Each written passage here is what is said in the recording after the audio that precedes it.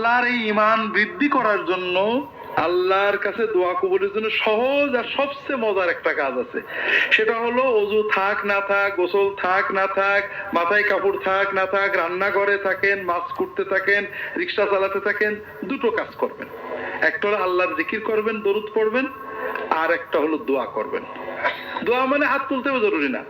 যখন কোনো মুসলমান নারী অথবা পুরুষ হাত উঠাক অথবা না উঠাক, মাছ কোটে, রিক্সা ধরে আছে, অজু থাক অথবা না থাক, মাথায় কাপড় থাক অথবা না থাক, যখন আল্লাহর সাথে কথা বলে, আল্লাহ আমার এইটা দাও, আল্লাহ আমার সেটা দাও, যতক্ষণ কথা বলে ততক্ষণ একটা ফরজ ইবাদত করার মতো একটা ইবাদতের সওয়াব তার আমলনামায় লেখা হবে।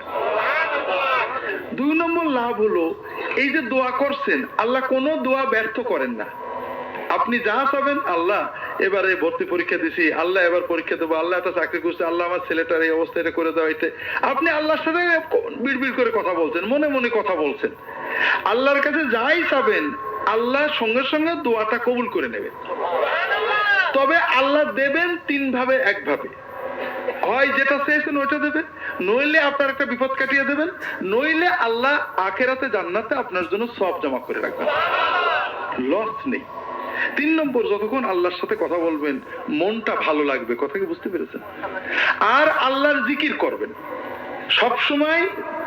জিকির, দোয়া, দরুদ শরীফ পড়ার জন্য অজু করা জরুরি না, গোসল করা জরুরি না, টুপি মাথায় দেওয়া জরুরি না, মেয়েদের মাথায় কাপড় দেওয়া জরুরি না, পাকসা পাওয়া জরুরি না, এগুলো সকল অবস্থায় করা যায়। কথা বুঝতে পেরেছেন?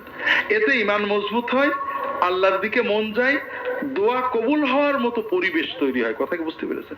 কাজেই প্রত্যেকেই নিজের মতো দোয়া করবেন, সবসময় দোয়া করবেন, আল্লাহর কাছে চাইতে কৃপণতা করবেন না, আল্লাহ চাইলে দেন।